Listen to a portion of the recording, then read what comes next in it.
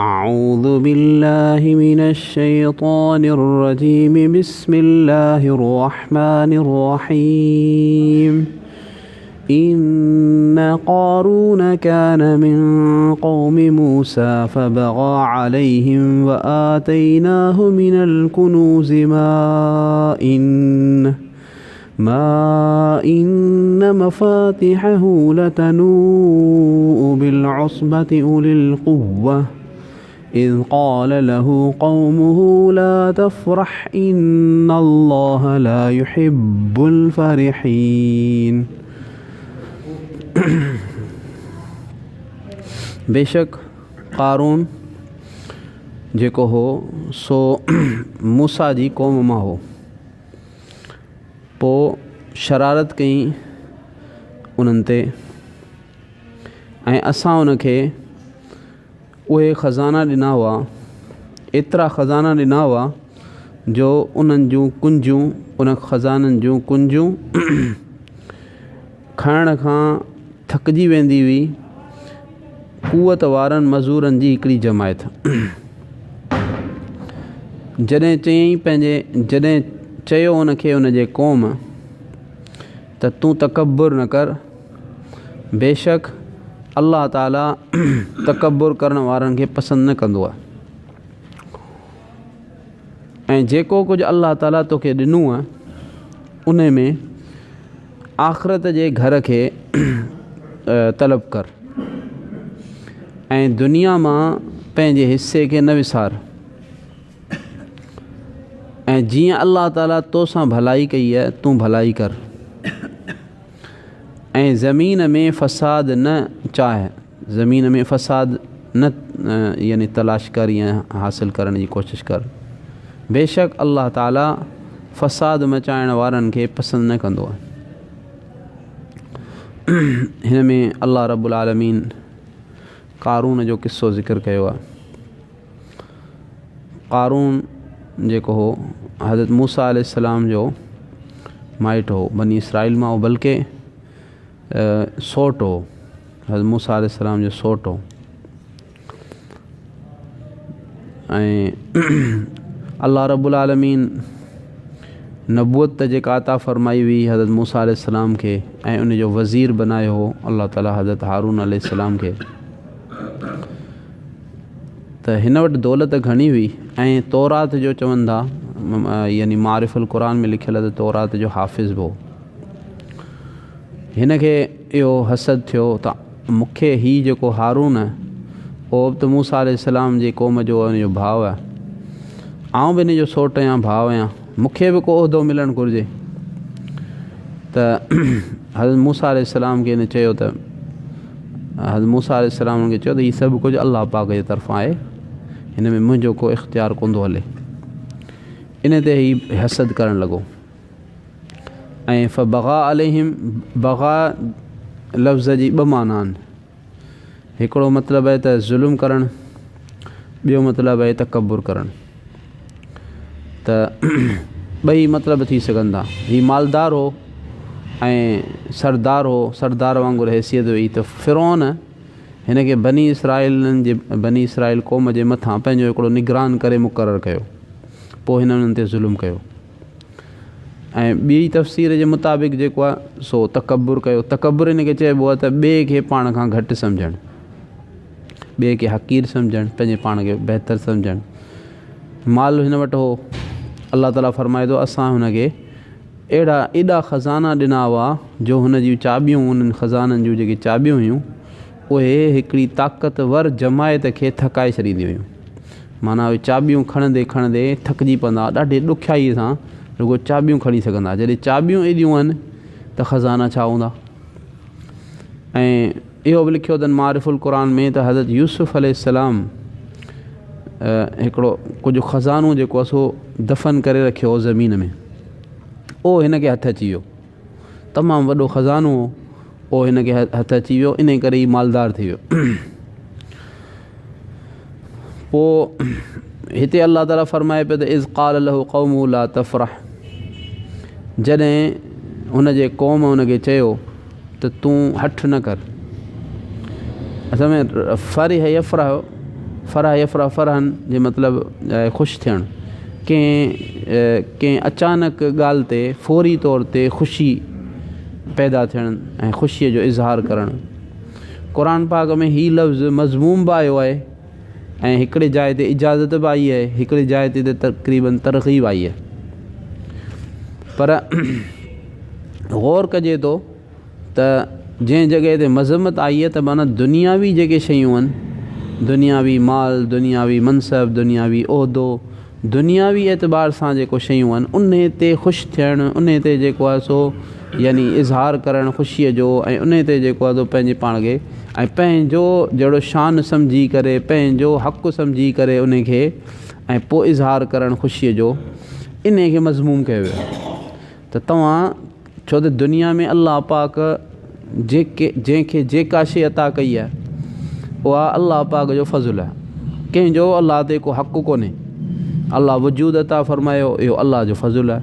वरी अलाह ताला नेमतूं अता फ़रमायूं, माल ॾिनूं, हुस्न ॾिनूं, इल्मु ॾिनूं, ज़हानत ॾिनी, महारत ॾिनी, जेका बि शइ अलाह पाक ॾिनी आहे उहा कंहिंजी जंहिं वटि आहे उनजी पंहिंजी ज़ाती कान्हे, न को उनजो हक़ु आहे, हुनखे पंहिंजे हक़ जे करे कोन मिली आहे, अलाह पाक जे उन मथां फ़ज़ुल जे करे मिली आहे। हाणे कंहिं शइ खे, कंहिं ख़ुशीअ खे पंहिंजो हक़ु सम्झी करे ऐं ॿियनि जे मथां उनजो फ़ख़ुरु ज़ाहिर करणु त भई ॾिसो आउं हीअं आहियां, आउं हीअं आहियां, मूंखे हीअ मिलणु घुरिजे, असां मिली इहा शइ, इहा शइ जेका आहे उहा मज़मूम आहे। त अलाह ताला फ़रमाए पियो त हिन जी क़ौम हिन खे चयो त तूं हठु न कर, हीउ जेको माल तोखे मिलियो आहे इन ते तूं हठु न कर, हीउ तुंहिंजो को कमाल कोन्हे, अलाह जो हिकिड़ो अलाह जी नेमत आहे। अलाह ताला अहिड़ियुनि शयुनि ते ख़ुशि थियण वारनि खे पसंदि कोन कंदो आहे। ऐं ॿियो हुन क़ौम हिन खे चयो त जेको कुझु अलाह ताला दौलत तोखे ॾिनी आहे उन में तूं आख़िरत जे घर खे तलब कर, माना तूं इन में जेको आहे सो सुठा अमल कर ताकी तोखे आख़िरत जो घर बि नसीबु थिए। वला तंस नसीबक मिन दुनिया, ऐं दुनिया मां पंहिंजो हिसो आख़िरत में खणी वञण खे न विसार। माना हिते अलाह पाक तोखे दुनिया में माल ॾिनो आहे, का अहिड़ी कोशिशि कर, का अहिड़ो ज़रियो बनाए जो इहो माल तोखे आख़िरत में मिले। ऐं उनजो ज़रियो छा आहे? उनजो ज़रियो इहो त इन माल में जेके हक़ आहिनि उहे अदा कर, अलाह जा हुकुम पूरा कर, ऐं जेके अलाह ताला हक़ रखिया आहिनि, हुक़ूक़ वाजिबा उहे बि अदा कर। त पोइ जेको माल तो उन अलाह जी इबादत में ख़र्चु कयो ऐं क़ाइदे ऐं क़ानून जे मुताबिक़ इख़लास सां, पोइ तोखे होॾां बि मिलंदो, माना उते उनजो तोखे बदिलो मिलंदो। ऐं इन्हनि ॿिन्ही शयुनि जो ख़ुलासो ऐं जेको सो तफ़सील इहा आहे त अहसिन कमा अहसन अल्लाहु इलैक, जीअं अलाह ताला तुंहिंजे मथां अहसान कयो, भलाई कई तो ते, तूं ॿियनि सां भलाई कर। अलाह जा जेके बंदा आहिनि, ग़रीब आहिनि, मिसकीन आहिनि, जिन वटि कोन्हे उन्हनि खे तूं पंहिंजो माल ॾे, ऐं जीअं अलाह बि तो ते भलाई कई आहे त तूं बि अलाह जे बंदनि ते भलाई कर। ऐं ज़मीन में फ़साद न चाहे। फ़साद छा? त कुफ़ुर करीं, शिरक करीं या गुनाह करीं ऐं हुक़ूक़ खे ज़ाया करीं, इहो सभु फ़साद आहे। क़ुर पाक में अलाह रब्बुल आलमीन फ़रमायो क़ुर पाक में त जेके बि नाफ़रमानियूं आहिनि उहे फ़साद आहे, जेको बि गुनाह आहे उहो फ़साद आहे। ख़ासि तौर ते जेके मुतअद्दी गुनाह आहिनि, माना हिकिड़ो गुनाह उहो आहे जेको मसलन पंहिंजे ज़ात, हिकिड़ो माण्हू नमाज़ न पढ़ी त उहो हुन पंहिंजे मथां हिकिड़ो गुनाह कयो, पर हिकिड़े माण्हूअ ॿिए जो हक़ु खाधो त उहो मुतअद्दी गुनाह थियो, जो हिन जेको ॿिए यानी ॿिए खे बि मुतासिर कयो। ख़ासि तौर ते जेके मुतअद्दी गुनाह आहिनि यानी ॿियनि ते बि उनजा असर पवनि था, इहो त वाज़े फ़साद आहे। बेशक अलाह ताला फ़सादनि खे, फ़साद करण वारनि खे, फ़साद मचाइण वारनि खे पसंदि न कंदो। हाणे इहा त हुई हुनजे क़ौम जी ॻाल्हि जेका मूसा अलैहिस्सलाम त चवंदा रहिया, पर हुनजी क़ौम बि पोइ हुनखे चयो। इन ते हिन जवाबु छा ॾिनो? क़ाल इन्नमा ऊतीतुहु अला इल्मिन इंदी अवलम यअलम अन्न अल्लाह क़द अहलक मिन क़ब्लिही मिनल क़ुरून मन हुवा अशद्दु मिन्हु क़ुव्वतन व अक्सरु जमआ वला युसअलु अन ज़ुनूबिहिमुल मुजरिमून। चई त हीउ जेको कुझु मूंखे ॾिनो वियो आहे उहो त मुंहिंजी हिकिड़ी महारत ते मूंखे ॾिनो वियो आहे, जेका मूं वटि हुई। यानी अल्लाह तव्हां चओ पिया अल्लाह जो अहसान आहे, अल्लाह जी नेमत आहे, नऊज़ बिल्लाह मिन ज़ालिक, इहो छो था चओ? अल्लाह जो कहिड़ो अहसान आहे? हीअ त मुंहिंजो कमाल आहे, मूं वटि हिकिड़ी महारत हुई, जंहिं महारत जे ज़रिए सां मूं अमाल हासिलु कयो आहे। हिन में न को अल्लाह जो मुंहिंजे मथां अहसान आहे, न को जेको कंहिंजो हक़ु आहे, कंहिं ग़रीब जो ॿिए कंहिंजो हक़ु बि कोन्हे, नऊज़ बिल्लाह मिन ज़ालिक। पोइ चई त हाणे अल्लाह ताला हुन त इहो जवाबु ॾिनो। अल्लाह ताला फरमाए थो छा हुनखे ख़बर कान्हे, छा हुन न ॼातो इन ॻाल्हि खे त बेशक अल्लाह ताला हिन खां पहिरीं केतिरनि जमायतुनि खे हलाक करे छॾियो जेके हिन खां वधीक कुवत में यानी माली कुवत में वधीक हुआ ऐं अक्सर जमायत में बि यानी जथे में साथियुनि में उहे बि वधीक हुआ। त हुननि जो जेॾीमहिल अल्लाह पाक हुननि खे हलाक कयो न, त पोइ इन जे हलाकत अल्लाह जे हलाकत जे फ़ैसिले खां हिननि खे इन जो माल ऐं हुननि जा जेके साथी जथो जमायतूं ऐं जेके हुननि जा हिमायती आहिनि उहे बचाए कोन सघिया। वला युसअल अन ज़ुनूबिहिमुल मुजरिमून, ऐं न पुछियो वेंदो मुजरिमनि खां उन्हनि जे गुनाहनि जे बारे में। छा मतिलबु इहो त ॿिए हंधि क़ुर पाक में अचे थो त अल्लाह ताला ज़रूरु पुछंदो। हिते अल्लाह रब्बुल आलमीन फरमाए पियो त मुजरिमनि खां उन्हनि जे गुनाहनि जे बारे में कोन पुछियो वेंदो। त एॾो बज़ाहिर टकराव आहे। इन जो मतिलबु इहो आहे त अल्लाह तहक़ीक़ जे लाइ कोन पुछंदो त अल्लाह खे ख़बर पए, अल्लाह खे ख़बर न हुजे ऐं पोइ अल्लाह ख़बर हासिलु करण जे लाइ पुछे त तव्हां हीअ कमु कया, ईअं कोन, इन जे लाइ सुवालु कोन थींदो।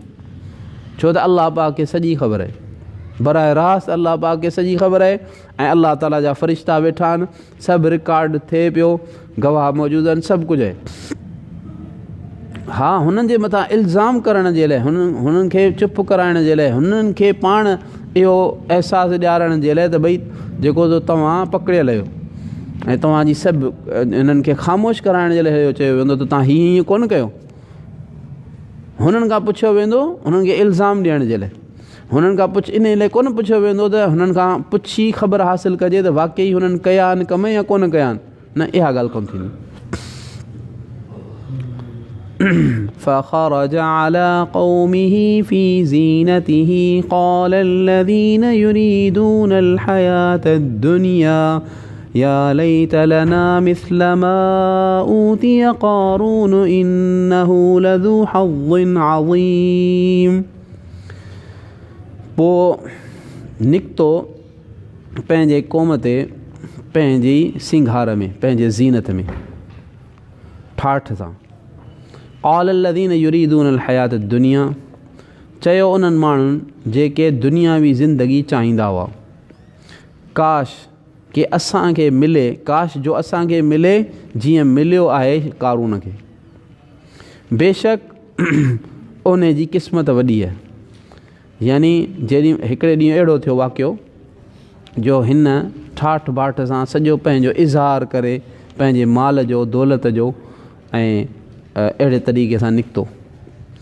त जेॾीमहिल हीउ निकितो, माण्हुनि ॾिठो त जिन माण्हुनि जे दिलनि में जेका दुनिया जी मोहबत हुई, हिर्स हुई, लालच हुई, उन्हनि जेॾीमहिल ॾिठो त उन्हनि चयो त काश के जहिड़ो माल हिन खे मिलियो न असांखे मिले हा। इहो उन्हनि ज़ाहिर कयो, इन जो इज़हार कयो पंहिंजे दिलि जी ॻाल्हि जो। ऐं इहो बि चवनि त हीउ वॾो क़िस्मत वारो माण्हू आहे, इन्नहु लज़ू हज़्ज़िन अज़ीम, हीउ वॾो नसीबनि वारो माण्हू आहे जो हिनखे हेॾी दौलत मिली आहे। इहे त हुआ उहे माण्हू जिन जे दिलनि में दुनिया जी मोहबत हुई। उन जे मुक़ाबले में अल्लाह ताला फरमायो वक़ाल लज़ीन ऊतुल इल्म वैलकुम सवाबुल्लाहि खैरुल लिमन आमन वअमिल सालिहा वला युलक़्क़ाहा इल्ला अस्साबिरून। ऐं चयो उन्हनि माण्हुनि जिन खे सम्झ मिली, यानी दीन जी सम्झ मिली, तव्हांजो नास थिए, अल्लाह पाक जो सवाबु ओ घणो बहितर आहे उन शख़्स जे लाइ जंहिं ईमान आंदो ऐं सुठा अमल कया।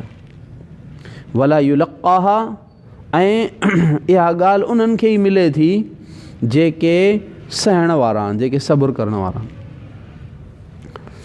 त जेके जिन खे अल्लाह ताला इल्म जी हक़ीक़त ॾिनी हुई, सही सम्झ ॾिनी हुई, दीन जी सम्झ उन्हनि खे हासिलु हुई, ऐं उहे सम्झंदा हुआ त मालो दौलत जेका आहे उहा का वॾी शइ कान्हे। असुल शइ जेका आहे अलाह पाक जी रज़ा आहे। असुल शइ जेका ऐं अलाह जी रज़ा मुरतब थिए थी कंहिं ते ईमान ते आमाल सालिहा ते। त हुननि चयो त जेको अलाह जो बदिलो आहे न, अलाह जो बदिलो छा? जन्नत, ऐं अलाह जो बदिलो अलाह जी रज़ा। इहा जेका आहे उन शख़्स जे लाइ जंहिं ईमान आंदो ऐं सुठा अमल कया। हिन खे जेको कारून खे दौलत मिली इन खां तमामु घणो बहितर। ऐं वला युलक़ाहा इल्ला साबिरून, ईमान ऐं आमाल सालिहा में बि वरी ख़ासि तौर ते जेको आहे इहा शइ त इहा दीन जी सम्झ इहा इन्हनि माण्हुनि खे मिले थी जिन जे तबियतुनि में सब्र आहे, सहण आहे। दुनिया में जेको लालच आहे उन लालच खे यानी दुनिया में ईमान खे हासिल करण जो, ईमान खे कामिल करण जी कोशिशि कनि, आमाल सालिहा खे हासिल करण जी कोशिशि कनि, ऐं दुनिया में जेको क़ाबिल ज़रूरत आहे शयूं, यानी इंसान जेतिरी दुनिया मज़मूम कान्हे ऐं अलाह पाक उन जी इजाज़त ॾिनी उहा हासिल कनि, उन सां पंहिंजूं ज़रूरतूं पूरियूं। वधीक जेको हिर्स आहे, लालच आहे, अञा अचे इन तबियत जे तक़ाज़े ते सब्र कनि, पंहिंजो इन तबियत जे तक़ाज़े खे पंहिंजे पाण खे दॿाए रखनि त न इन में कोन वधिबो। असुल असांखे पंहिंजूं ख़ुशि ख़्वाहिशूं, असल पंहिंजूं लज़तूं, असल पंहिंजा चस्का, असल पंहिंजूं जेको सो आरज़ूं पूरियूं करणियूं जन्नत में, हिते ज़रूरत जो आहे बसि। त इहो आहे, उहे जेके माण्हू आहिनि सब्र करण वारा, इन्हनि खे अलाह पाक जो नसीबु थिए थो। हाणे हिन जो नतीजो छा निकितो? फ़ख़सफ़ना बिही व बिदारिहिल अर्ज़ फमा कान लहू मिन फ़िअतिन यंसुरूनहु मिन दूनिल्लाहि वमा कान मिनल मुंतसिरीन। वअस्बह अलज़ीन तमन्नौ मकानहु बिलअम्स यक़ूलून वैकअन्नल्लाह यबसुतुर रिज़्क़ लिमन यशाअ मिन इबादिही वयक़दिरु लौला अम्मन्नल्लाहु अलैना लख़सफ़ बिना वैकअन्नहु ला युफ़्लिहुल काफ़िरून। पोइ असां उन खे, कारून खे ऐं उन जे घर खे ज़मीन में धसाए छॾियो। पोइ न हुई उन जे लाइ मदद करण वारी का जमायत जेका उन जी मदद करे अलाह खां सवा, ऐं न हो ख़ुदि मदद करण वारो। यानी इन जी शरारत जेॾीमहिल वधी, कारून जी पंहिंजे माल ते तकबुर जेॾीमहिल वधियो, त अलाह रब्बुल आलमीन छा कयो? अलाह ताला इन कारून खे ऐं उन जे घर समेत इन खे ज़मीन फाड़े अंदरि ज़मीन ॻी वई। हाणे जेॾीमहिल हिन जे मथां इहो अज़ाब आयो, अलाह ताला फ़रमाए थो त हिन का बि जमायत अहिड़ी कान रही जेका हिन जी मदद करे सघे ऐं मदद करे अलाह जे अज़ाब खां हिन खे छॾाए सघे। हो वॾी जमायत वारो, पर केर बि वेझो कोन आयो ऐं ख़ुदि बि पंहिंजी मदद कोन करे सघियो। ख़ुदि पंहिंजी कुवत, पंहिंजो माल इस्तेमालु करे पंहिंजे पाण खे जेको आहे इन मुसीबत खां, इन ॾचे खां कढे, न कोन थियो। वरी कल्ह जिन माण्हुनि इहा तमन्ना कई हुई त असां बि हिन जहिड़ा थियूं, कारून जहिड़ो माल असांखे हुजे, हिन जहिड़ो दर्जो असांखे हुजे, उहे माण्हू चवणु लॻा, ऐं ख़राबी अलाह रब्बुल आलमीन पंहिंजे बंदनि मां जंहिंजे लाइ चाहे थो रोज़ी कुशादा करे थो ऐं जंहिंजे लाइ चाहे थो रोज़ी तंग करे थो। यानी छा मतिलबु? असां रोज़ीअ जे वधीक हुअण खे मदार बनायो ख़ुशि नसीबीअ जो, ऐं रोज़ीअ जे घटि हुअण खे मदार बनायो इन ॻाल्हि जो त जेको त बदनसीबीअ जो। हालांकि ख़ुशि नसीबी ऐं बदनसीबी रोज़ माल जे वाधारे या माल जे घटिताई सां आहे ई कोन। हाणे ॾिसो, ही माल त वॾो हो हिन वटि, पर बदनसीब थियो। माल त वॾो थियो पर बदनसीब थियो। ख़बर पई त माल वधीक हुअण सां ख़ुशि नसीबी कान्हे। असां वटि माल घटि आहे पर असां हिन जे मुक़ाबले में ख़ुशि नसीब आहियूं जो अलाह जो अज़ाब असांजे मथां कोन आयो। अलाह रब्बुल आलमीन फरमाए थो त लौला, हाणे हिननि चयो त जेकॾहिं लौला मन अमन्नल्लाहु अलैना लख़सफ़ बिना, जेकॾहिं न करे हा अहसान अलाह ताला असां ते त असांखे बि धसाए छॾे हा। इहो त अलाह जो अहसान थियो जो अलाह ताला असांखे अहिड़ो मनहूस माल कोन ॾिनो जंहिंजे अची करे असां हुन में तकबुर में पइजूं हा ऐं शरारत में पइजूं ऐं पोइ असांजो बि ओहिड़ो अंजाम थिए जेको हिन जो थियो। वई का अन्नहु ला युफ्लिहुल काफ़िरून, ऐं ख़राबी इहो छुटकारो नथो मिले मगर नथो मिले मुनकरनि खे, यानी दुनिया ऐं आख़िरत जी जेका कामयाबी आहे उहा काफ़िरनि खे कान थी मिले। थोरी कामयाबी आर्ज़ी तौर ते ॾेख कामयाबी जो धोखो उहो नज़र अचे थो त हिननि काफ़िरनि खे मिलियो, पर हक़ीक़ी कामयाबी कान थी मिले। अल्लाह ताला सही सम्झ नसीब फरमाए। या अरहमर राहिमीन, या अरहमर राहिमीन, या अरहमर राहिमीन, या ज़ल जलाली वल इकराम, या ज़ल जलाली वल इकराम, या ज़ल जलाली। अल्लाहुम्मा सल्लि अला सय्यिदिना मुहम्मद व अला आलि मुहम्मद कमा सल्लैता अला इब्राहीम व अला आलि इब्राहीम। अल्लाहुम्मा बारिक अला मुहम्मद व अला आलि मुहम्मद कमा बारकता अला इब्राहीम व अला आलि इब्राहीम। रब्बना आतिना फिद दुनिया हसना व फिल आखिरति हसना व क़िना अज़ाबन्नार। रब्बना तक़ब्बल मिन्ना इन्नका अंतस समीउ व तुब अलैना इन्नका अंतस। सल्लल्लाहु तआला अला हबीब मुहम्मद। आमीन। साथी